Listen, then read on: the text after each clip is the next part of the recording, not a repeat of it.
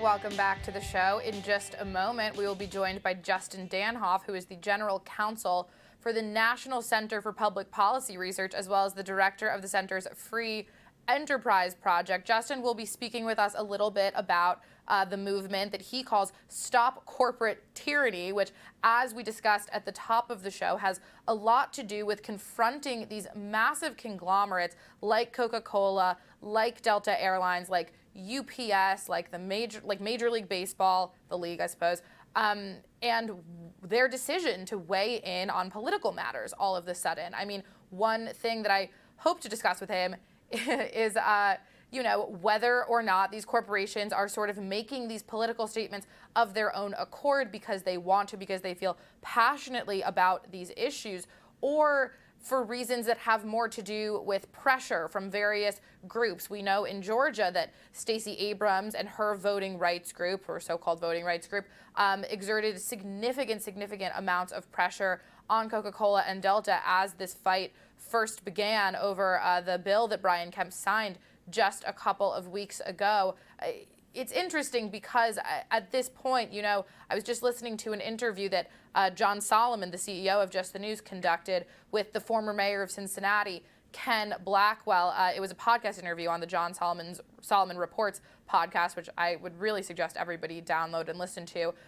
But Ken Blackwell was saying that it's remarkable to him that corporations have now begun taking stances that really end up meaning that they are turning away from some significant faction of their actual consumer base. And what that is ultimately going to mean for them is that their consumers are going to be given the option of what they call voting with your feet and walking away from these corporations who tell them, not only do we not agree with you politically, which, they're corporations, they don't necessarily need to agree with you politically, they don't necessarily need to have a political opinion at all, but we don't agree with you politically, but we actually do agree with the political party that is telling us that you are, in fact, sort of pushing along racially motivated bills, that the implication there is that you are in favor of all of these policies that they view as basic human rights violations. And I mean, we're going to end up seeing what that means. The question that, of course, I think is top of mind for a lot of people when it comes to these corporations is kind of whether or not they want to be doing this, because, they're corporations at the end of the day. They're sort of focused on their bottom line, as are, many companies.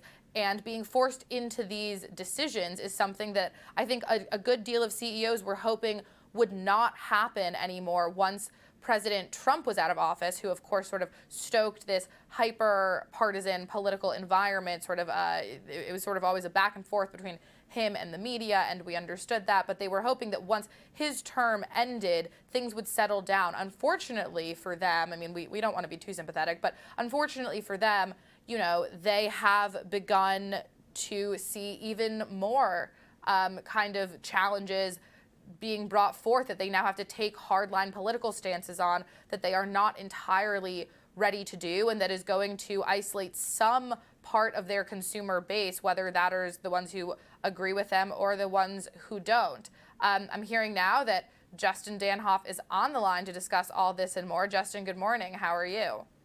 I'm great, Sophie. It's nice to talk with you. Nice to talk to you. So, as I was just saying, corporations in sort of America right now are in this sort of difficult space. I mean, as I said, they want to make money, but they don't necessarily want to be sort of isolating half of their consumer base one way or the next, but they're being put in this situation where they have to. What's sort of your take of the facts on the ground about what's going on in corporate America? Well, the problem here is very simple. Conservatives ceded the corporate cultural lane to the left. We just simply weren't paying attention. We were asleep at the switch. And while we were doing that, because we thought all along businesses were out there to make money for their investors, right? Make products and services that their customers wanted, and the free market would root everything out. Mm-hmm. Well, the left wasn't happy with that. The left saw business as a tool for political and policy power. And so over the last decade plus, just like they took a slow march through the institution of mainstream media, of Hollywood, of academia, the left started their march through corporate America. Mm-hmm. And they did it in three ways. It's a top down, bottom up, and outside in takeover. What do I mean by that? Well, if you look at the construct of corporate boards these days, in the Fortune 500, they lean dramatically to the political left. Mm-hmm. How did that happen? Well, the left realized that, hey, these companies use search firms to find new board members. Why don't we buy up the search firms and we'll be deciding who gets placed in corporate boardrooms? That was a very intentional maneuver. It's very similar to, what we saw in academia where tenure was set up, right? That was supposedly for academic freedom. In reality, what was tenure? Tenure was designed to blackball conservatives from being given lifetime positions as professors at universities, right? Mm-hmm. Well, that's the same thing. They're intentionally setting up a system where the left can take over corporate boards. Mm-hmm. What do I mean by the outside activism? Well, I'm a shareholder, Sophie. I'm a shareholder activist for conservative causes. But guess what? I'm the only one. Conservatives don't invest in companies to seek change. The Okay. left sure does, though. There's about 80 groups on the left that are worth billions of dollars that have been filing shareholder resolutions for the past 20 years on all sorts of woke capital issues, on putting affirmative actions on boards and the C suite, on having companies join the Paris Climate Accord as a private company. But Wow. that's what's happening. Mm-hmm. That's what's happening. We're not engaging with businesses. The left engages. We have disengaged, and this is how we've reached the state of play where it's not just Coca-Cola and Major League Baseball and Delta. There's over 300 companies now Mm-hmm. that are supporting, and let's be clear about what they're supporting. They're supporting the corruption of our elections. Okay. They're supporting corruption. There's 400 companies, major American companies right now, that are pushing the folks on Capitol Hill to pass the Equality Act. Right. What does that have to do with business? Nothing. It's just that the left has used them as, as the tail. They're the tail that wags the dog of corporate action. Do 400 American companies really want to end women's sports and cancel religious freedom as we know it? That's a good I hope question. not. I hope not. But that's a question that we're not asking the companies because we're not there.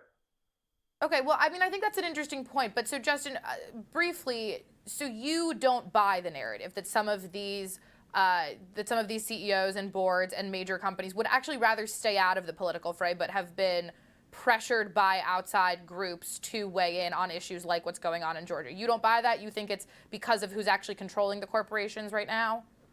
No, I think it's all of the above, right? Okay. So I think that when the outside groups are agitating and they're moving on an issue, but like Tim Cook, the CEO of Apple, or Mm-hmm. Jeff Bezos, they're speaking their language, Mm-hmm. right?